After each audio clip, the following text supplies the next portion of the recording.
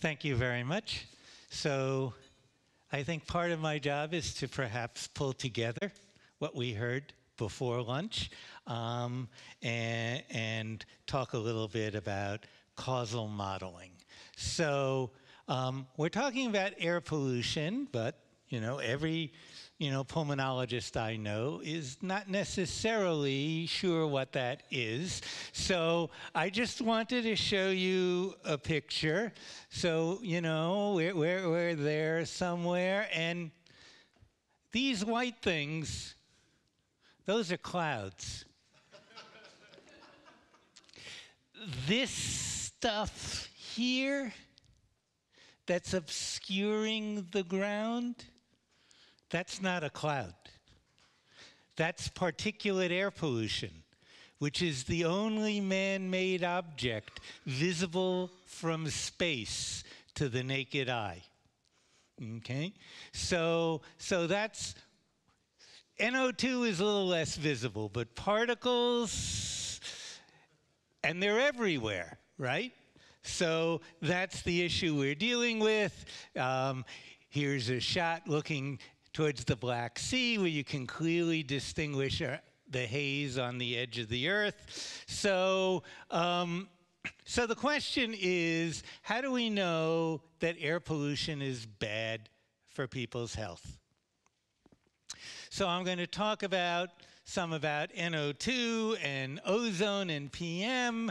And as has been pointed out earlier, NO2 is important not just because of what it does by itself, but because NO2 is one of the major sources of both ozone and secondary particles. And so particle and ozone health effects also matter. So this is from a model that we developed about 5 years ago. This started by taking a chemical transport model and then downscaling it using satellite remote sensing data and land use data, traffic data, et cetera, and calibrating it to 75 different monitoring stations in the Northeast that measured particle components. And I'm showing you the two kinds of secondary particles that come from NO2. And what you can see, these are nitrates, and those are the organic carbon particles that you just heard about. And they track the highways and the dense metropolitan areas. That is to say, the reactions that form these particles happen quickly. And so they're concentrated not that far from where the NO2 got emitted, as opposed to sulfates, where you're looking at 3% per hour rates of change from SO2 to sulfates. And so there, you're looking hundreds of kilometers downwind before you're getting all of those sulfates formed. So this clearly matters in terms of NO2.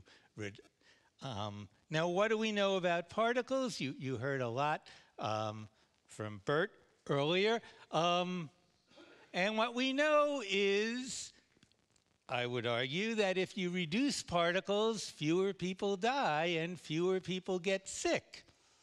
And we like that.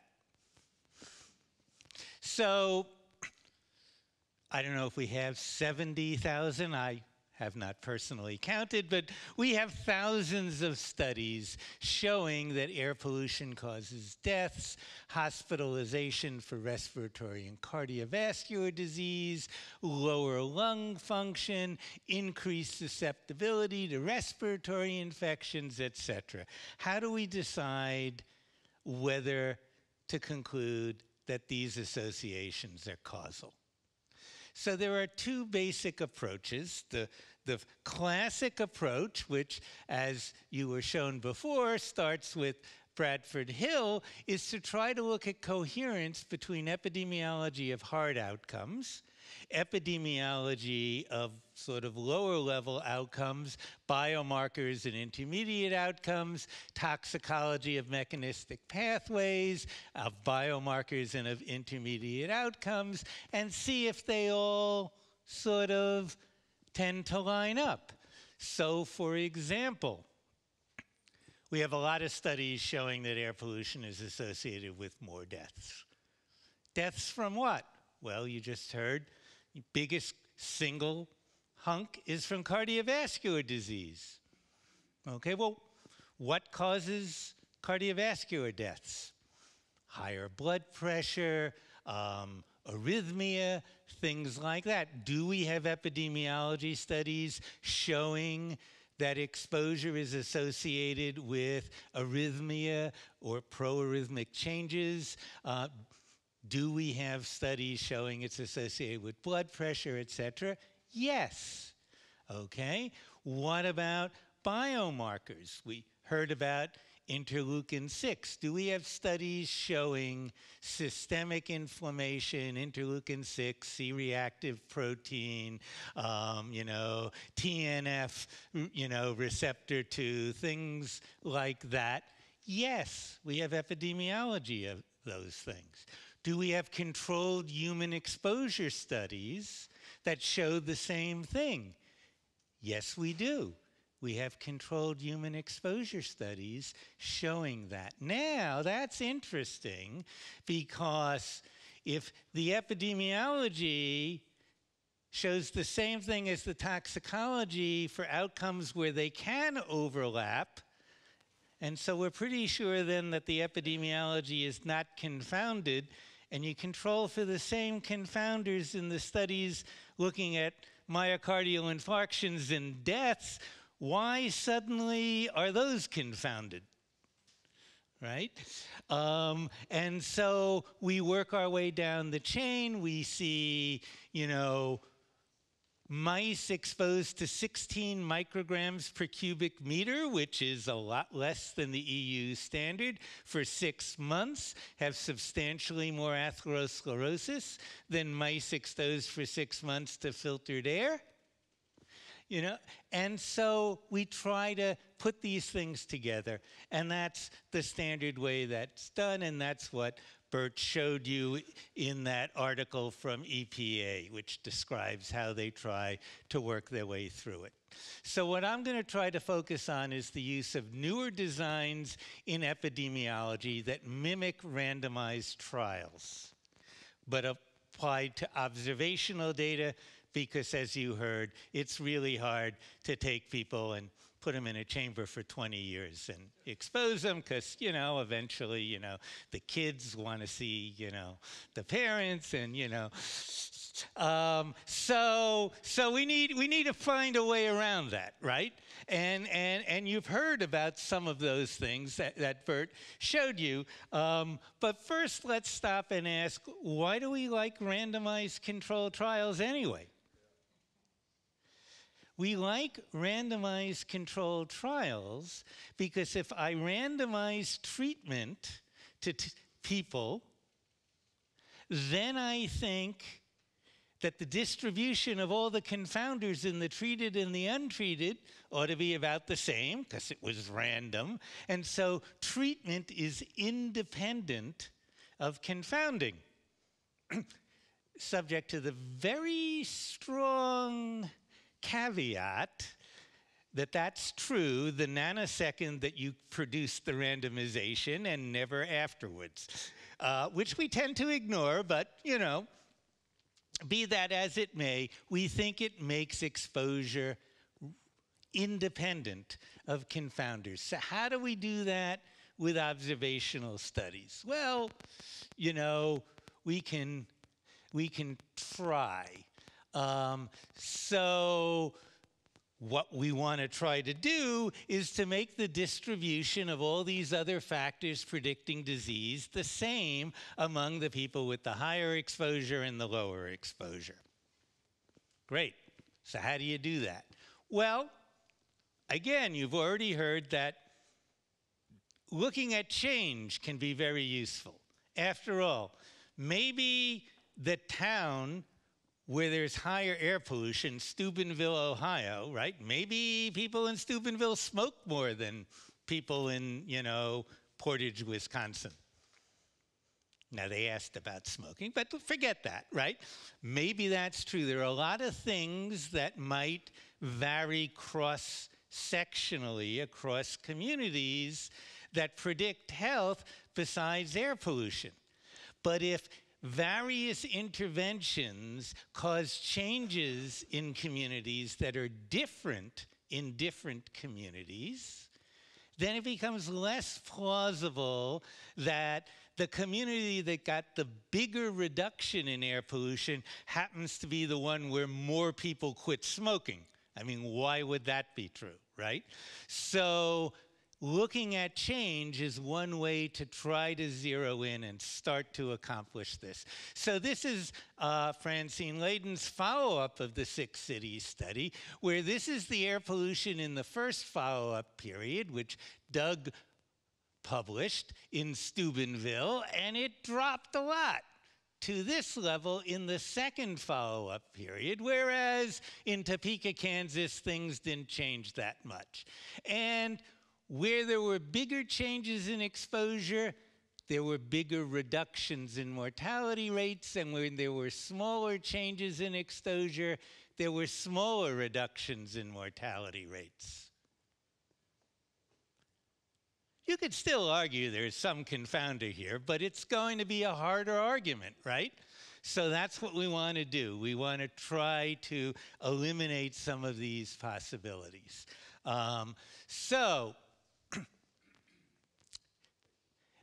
Arden Pope, who you've heard mentioned before, went back to data in the 1960s before we or anyone else really believed in much in pollution control.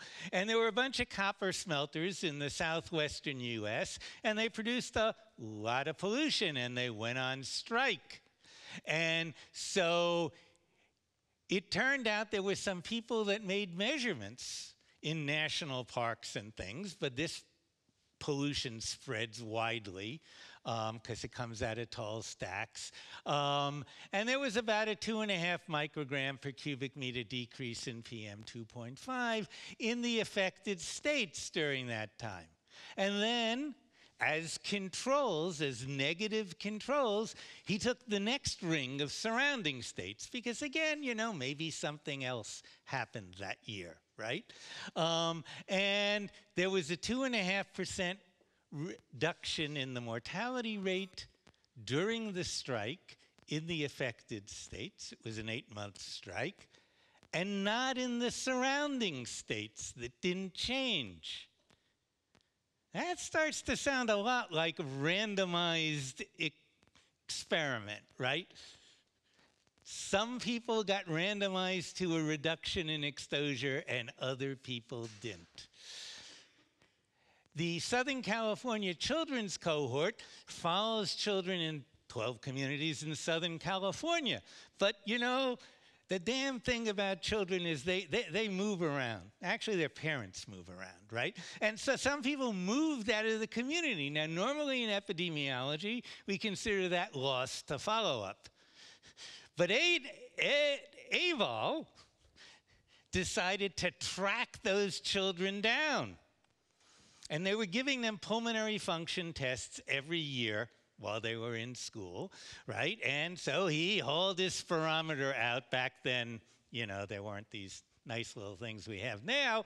And he gave them their regularly scheduled pulmonary function test. And the ones who happened to move to communities with lower exposure had a greater growth of lung function. And the ones that happened to move to communities with more exposure had a lower rate of growth of lung function. And that also starts to sound like that's kind of been randomized with respect to confounders. So, and this is also from Arden Pope. Arden lives, you know, near Provo, Utah, which is in a valley in the Rocky Mountains, surrounded by 3,300 meter mountain ranges on either side. And in the winter, you know, you heard about thermal inversions, right? The pollution really builds up, particularly because they had a steel mill. Except in this winter, the steel mill was on strike, and the next winter, it wasn't on strike. And so he got data from the one hospital in the valley, and you know,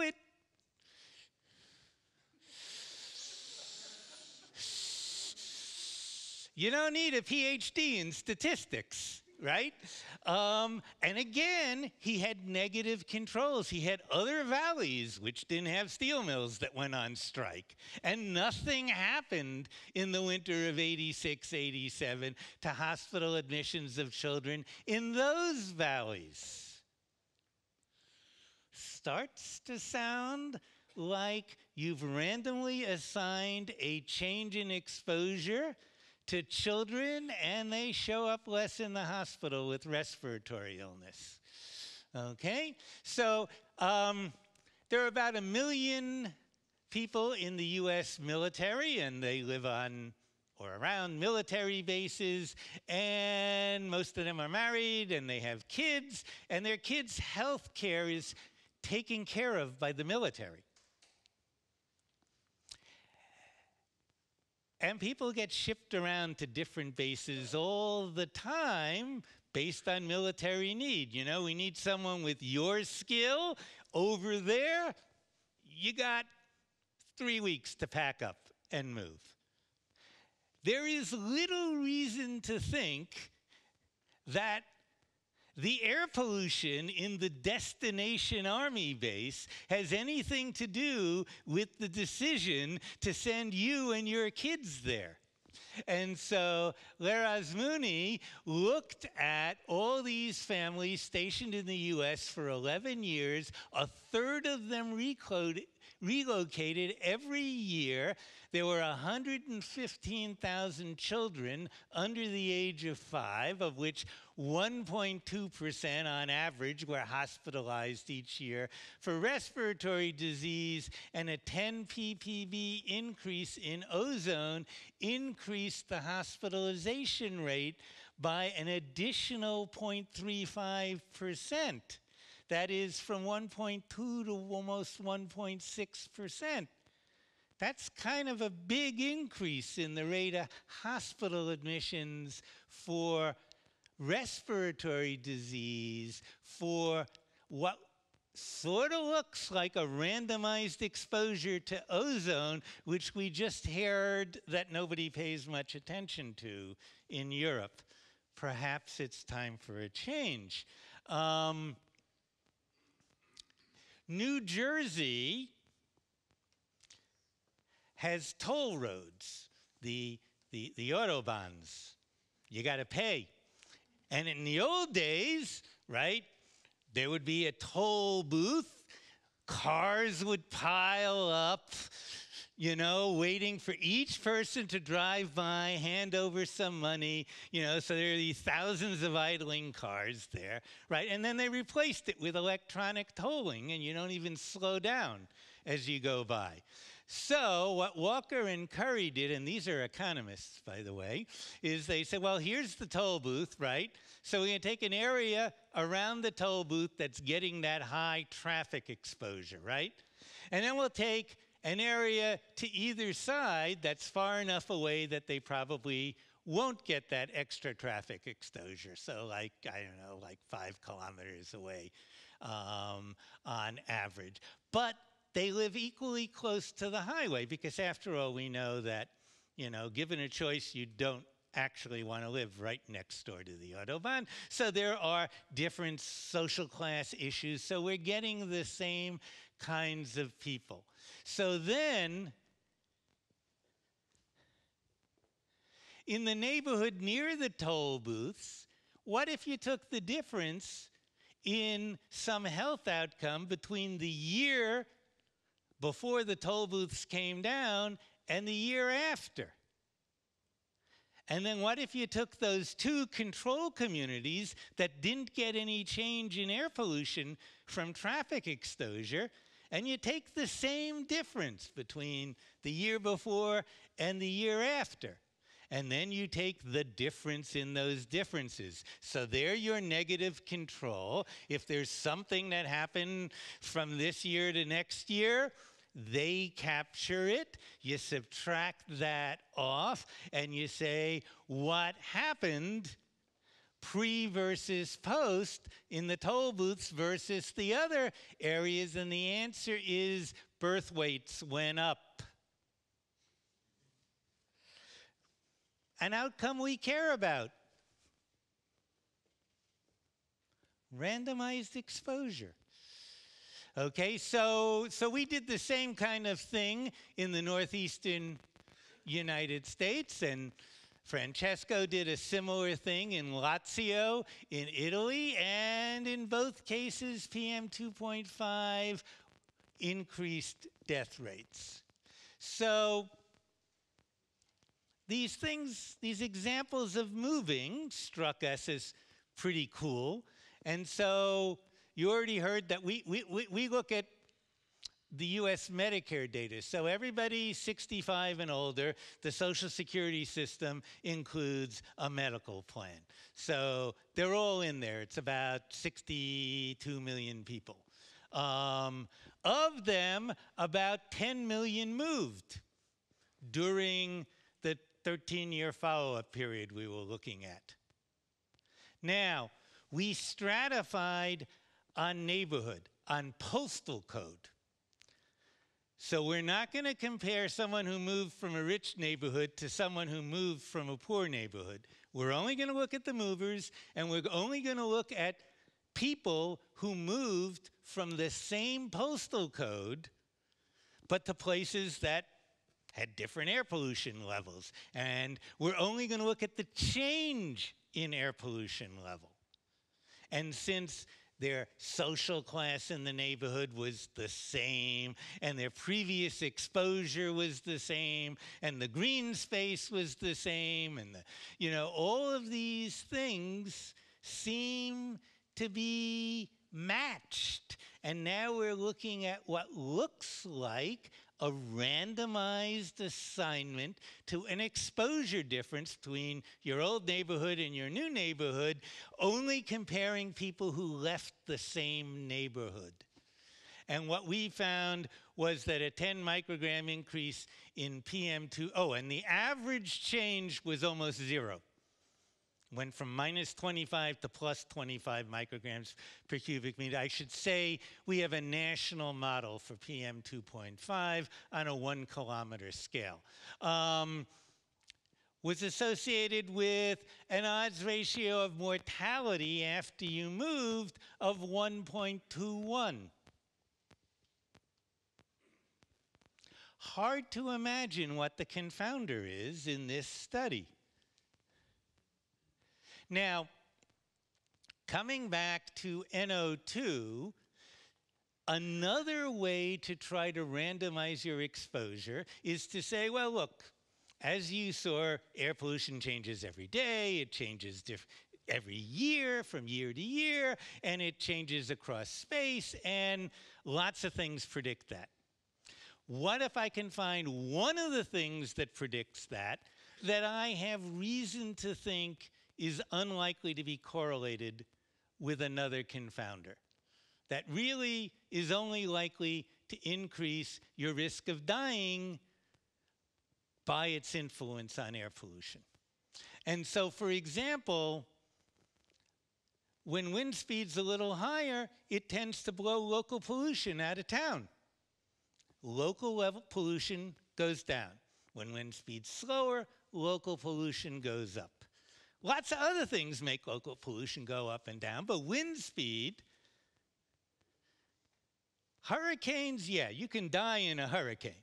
But at the levels of wind speed we're talking about, what has that got to do with your risk of dying?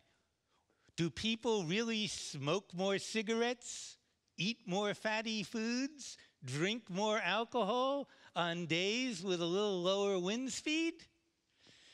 Probably not. So we can use this as what's called an instrumental variable for part of the change in local pollution that isn't confounded. That's independent of the confounders. And so, so that's what we did. Now, local pollution could be particles or NO2, so we can't say, but I looked at 135 US cities that had 7 million deaths during the follow-up period, and this instrumental variable was associated with an increased risk of daily deaths. And if this is a good instrument, this is a causal effect. So then the other thing we can do is, let's go back to thinking about confounding. Suppose people with high cholesterol have higher exposure. But there are always going to be some people with high cholesterol who have low exposure. It's not going to be a perfect correlation. So let's say there are only half as many high lows as there are high highs. If I give the high cholesterol, low exposed people twice as much weight in my analysis, then exposure is no longer related to cholesterol. And so by using this kind of weighting scheme, we can also try to, and using all the variables we have, we can try to get a causal estimate. And so we did that for PM2.5 and NO2. And so if you focus on this MO2 result, we're seeing daily deaths going up with NO2 in what, if we got the right weights, should be a causal estimate of the results. This, by the way, is what happens if you restrict the PM2.5 to less than 25. So we only look at days below the European standard. Yeah, not good enough. And on this movers analysis, we only looked at people who never lived in a place where PM2.5 was greater than 12. And the effect estimate got bigger and stayed significant. So, and we have lots of toxicology to suggest why that might be true. And so I leave you with a comment from the 12th century's leading physician. Comparing the air of cities to the air of deserts is like comparing waters that are befouled and turbid to waters that are fine and pure. In the city, because the height of its buildings, the narrowness of its streets, and all that pours forth from its inhabitants, the air becomes turbid, thick, foggy, and that's something we need to do something about. Thank you.